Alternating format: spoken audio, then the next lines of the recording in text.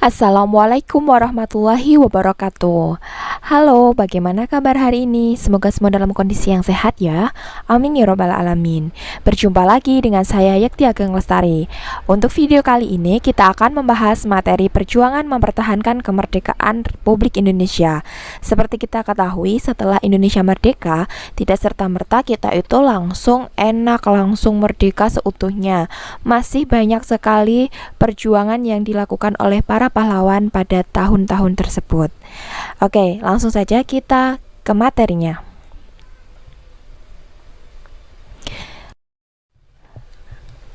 Untuk yang pertama, yaitu perjuangan mempertahankan kemerdekaan Indonesia ini. Jadi setelah proklamasi kemerdekaan Indonesia pada tanggal 17 Agustus 1945, maka secara resmi bangsa Indonesia itu kan telah merdeka dan terbebas dari segala bentuk penindasan serta penjajahan dari berbagai unsur, dari berbagai negara, baik Asia, Eropa, dan seterusnya. Nah, namun gangguan dari bangsa asing masih datang. Dari pemerintahan Belanda, kali ini kedatangan pasukan Belanda ke Indonesia ini disambut dengan berbagai bentuk perlawanan oleh bangsa Indonesia. Jadi kalau dulu pada 350 tahun sebelum tahun 45 itu datang, mereka hanya berdagang, tapi pada saat Indonesia setelah merdeka, mereka datang itu langsung dilawan oleh masyarakat Indonesia. Nah, sehingga sejak tahun 1945 sampai 1950 itu banyak sekali terjadi berbagai macam pertempuran antara pihak Indonesia dengan Belanda yang dibantu oleh pasukan Inggris. Oke, kita lanjutkan. Nah, untuk perjuangan mempertahankan kemerdekaan Indonesia ini ada dua. Yang pertama secara fisik atau secara pertempuran, secara perang. Nah, untuk yang kedua itu secara diplomasi.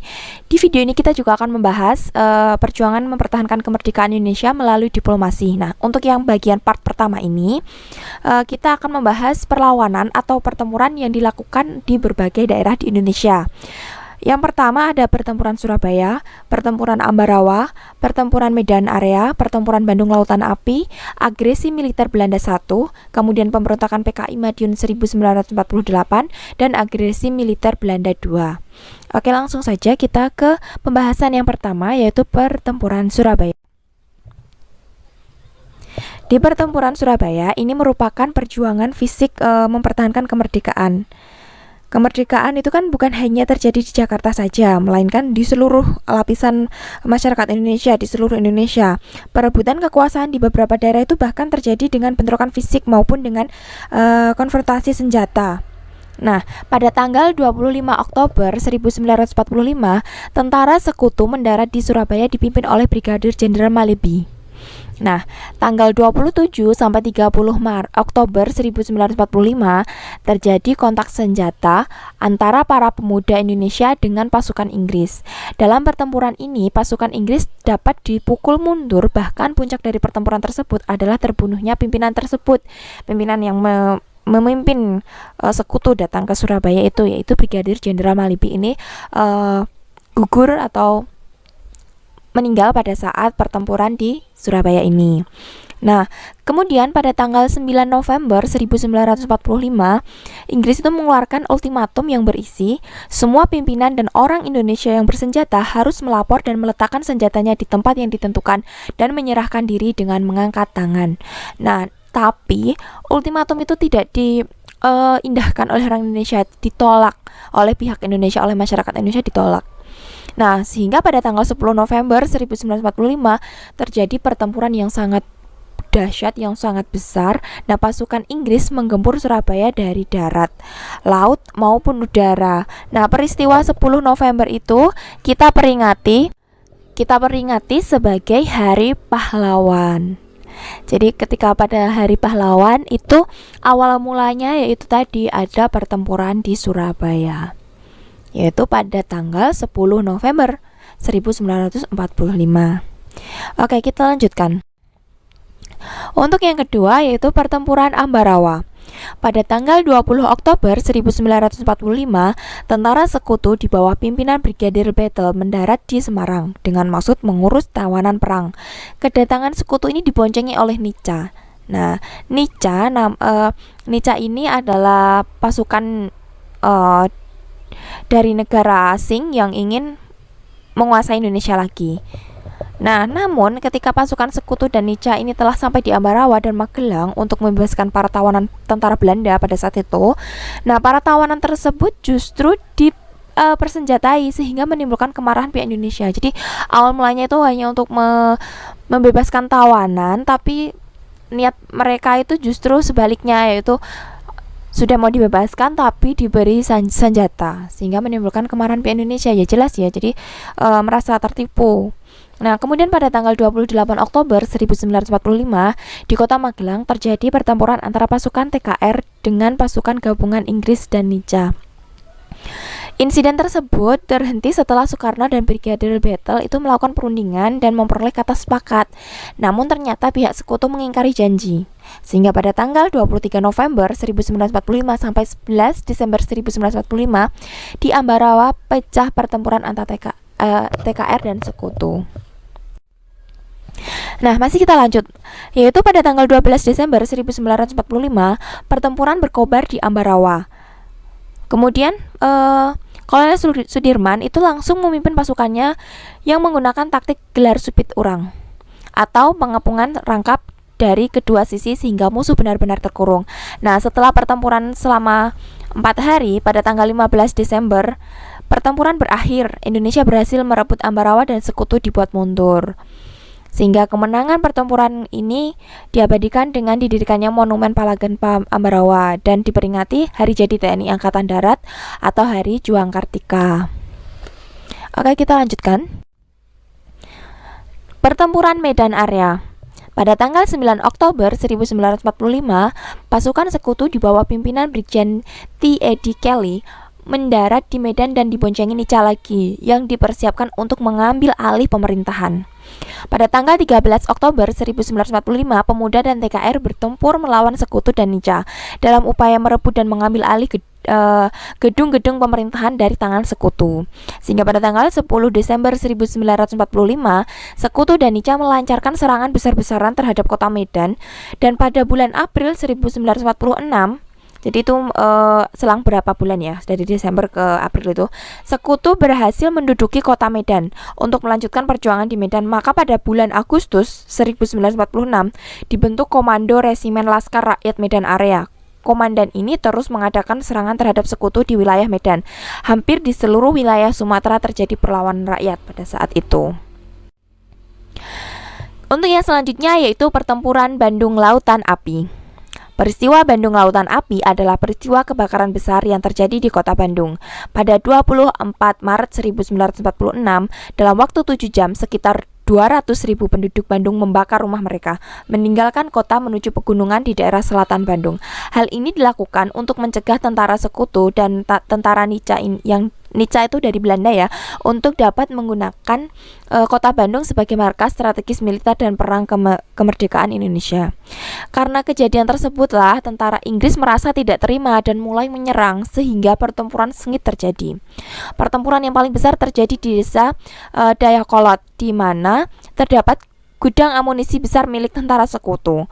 Dalam pertempuran ini Muhammad Toha dan Ramdan, dua anggota milisi Barisan Rakyat Indonesia pada saat itu, terjun dalam misi untuk menghancurkan gudang amunisi tersebut, dan Muhammad Toha berhasil meledakkan gudang tersebut. Oke, yang selanjutnya ada agresi militer Belanda I. Di agresi militer Belanda I itu diawali oleh perselisihan Indonesia dan Belanda akibat perbedaan penafsiran terhadap ketentuan hasil perundingan Linggarjati. Nanti akan kita bahas perjanjian Linggarjati ini merupakan salah satu perjuangan rakyat Indonesia secara diplomasi.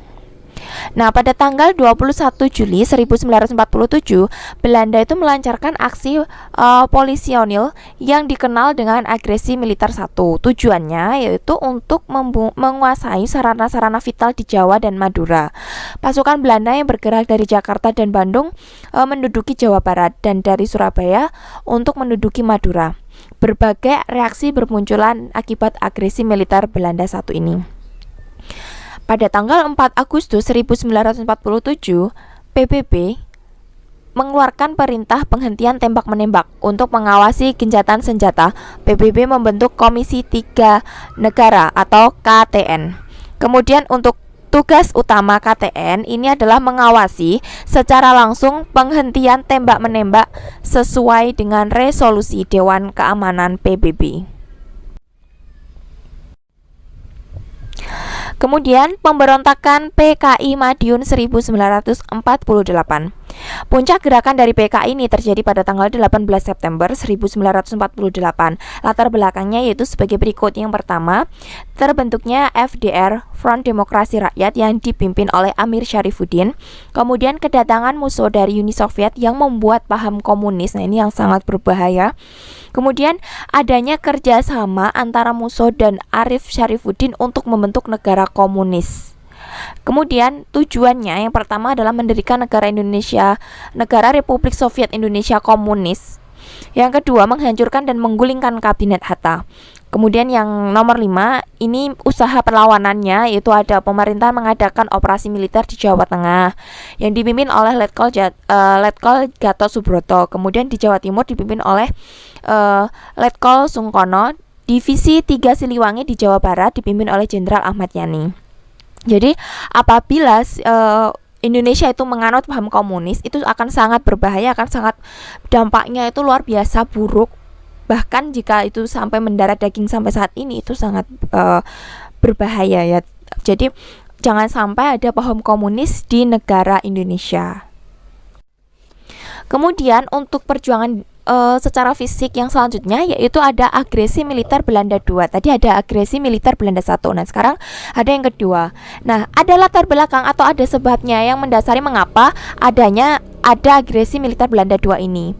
Yaitu disebabkan karena perundingan Renville itu mengalami kemacetan atau ada pelanggaran. Tujuan Belanda mengadakan agresi militer Belanda yang kedua ini adalah untuk menghancurkan kedaulatan Indonesia dan menguasai kembali wilayah Indonesia dengan melakukan serangan militer terhadap beberapa daerah penting di Yogyakarta sebagai ibu kota Indonesia pada saat itu. Jadi Yogyakarta itu pernah menjadi ibu kota negara Indonesia. Meskipun hanya beberapa saat, tapi tidak lama, lalu pindah lagi ke Jakarta. Kemudian pada tanggal 19 Desember 1948, Belanda melancarkan aksi polisionil kedua. Belanda menduduki kota Yogyakarta yang diawali dengan penerjunan pasukan payung di lapangan udara Maguwo. Nah, serta mengepung dan menghancurkan konsentrasi TNI. Dalam agresi yang kedua ini, Belanda itu berhasil menduduki Yogyakarta dan menangkap para pemimpin politik serta militer. Oke, untuk yang selanjutnya kita akan masuk ke perjuangan mempertahankan kemerdekaan Indonesia melalui diplomasi. Ada 4. Yang pertama, Perjanjian Linggarjati, Perjanjian Renville, Perjanjian Romeroyen, kemudian Konferensi Meja Bundar atau KMB. Oke, yang pertama yang akan kita bahas yaitu Perjanjian Linggarjati, yaitu pada tanggal 15 November 1946 sampai 25 Maret 1947. Adapun isinya yaitu Belanda mengakui secara de facto wilayah Republik Indonesia, yaitu Jawa, Sumatera, dan Madura. Berarti pada saat itu Belanda itu hanya mengakui 3 wilayah itu, dan itu sangat kecil ya. Jadi cuma Jawa, Sumatera, dan Madura, yang lainnya belum diakui. Kemudian yang kedua, Belanda harus meninggalkan wilayah RI paling lambat tanggal 1 Januari 1949. Kemudian pihak Belanda dan Indonesia sepakat membentuk negara RIS atau Republik Indonesia Serikat.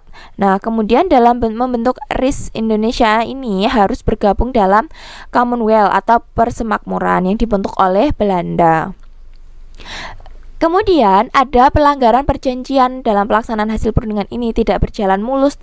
Jadi banyak sekali pelanggaran-pelanggaran. Pada tanggal 20 Juli 1947, Gubernur Jenderal H.J. Van Mook akhirnya menyatakan bahwa Belanda tidak terikat lagi dengan perjanjian ini, dan pada tanggal 21 Juli 1947 meletuslah agresi militer Belanda 1 yang pertama tadi, yang di atas tadi ya, yang penjelasan di atas tadi.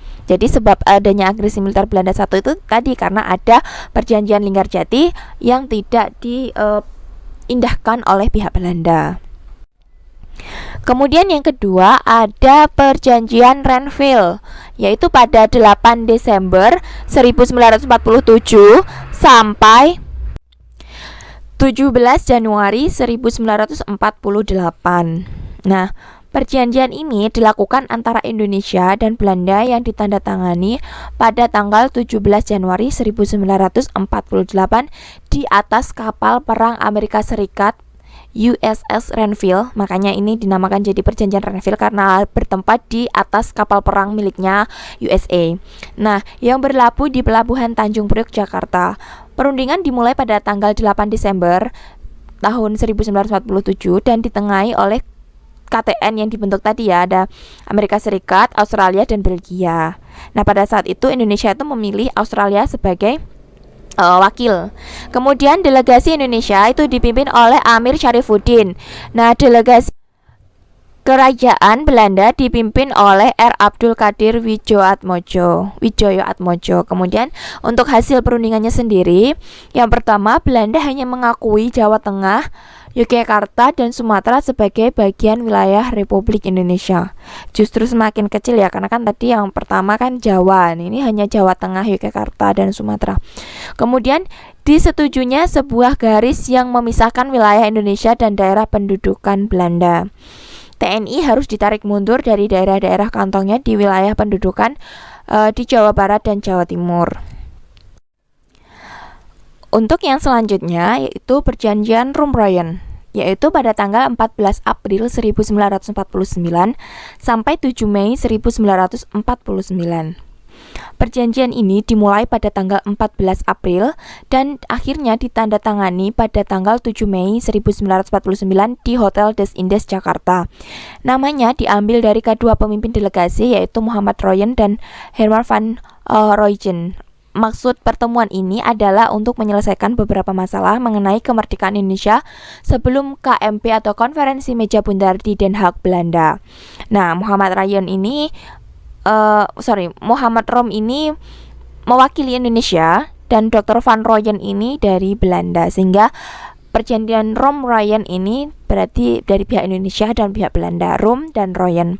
Nah, untuk hasilnya yaitu yang pertama, Angkatan Bersenjata Indonesia akan menghentikan semua aktivitas gerilya. Kemudian pemerintah Republik Indonesia akan menghadiri KMP. Lalu pemerintah Republik Indonesia dikembalikan ke Yogyakarta. Lalu Angkatan Bersenjata Belanda akan menghentikan semua operasi militer dan membebaskan semua tawanan perang. Oke, kita lanjutkan. Konferensi Meja Bundar atau KMP 23 Agustus 1949 sampai 2 November 1949. Hasil dari KMP ini, yang pertama, Belanda mengakui Republik Indonesia Serikat sebagai negara merdeka dan berdaulat. Status Irian Barat diselesaikan dalam waktu setahun sesudah pengakuan kedaulatan. Akan dibentuk Uni Indonesia Belanda.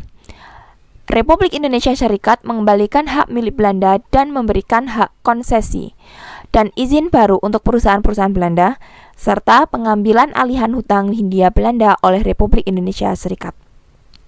Pada saat itu, Muhammad Hatta itu sebagai delegasi Indonesia, Sultan Hamid II delegasi BFO, dan Van Marseveen yaitu sebagai delegasi Belanda. Nah, jadi itu tadi teman-teman perjuangan mempertahankan kemerdekaan Indonesia baik secara fisik maupun secara diplomasi. Jadi sudah sepantasnya kita ini sangat benar-benar bersyukur bisa berada di titik ini, dan mari kita tetap selalu menjaga persatuan dan kesatuan di negara kita, karena untuk mempertahankan itu lebih berat. Pahlawan kita sudah berjuang, jasanya sudah luar biasa untuk negara kita. Ya, mari kita tetap saling menjaga persatuan dan kesatuan NKRI ini. Demikian materi ini, banyak sekali kekurangan, saya mohon maaf yang sebesar-besarnya. Sampai berjumpa di video yang selanjutnya. Terima kasih telah menyaksikan video ini, dan terima kasih telah memberikan atensi pada video ini. Sampai berjumpa di video selanjutnya. Assalamualaikum warahmatullahi wabarakatuh.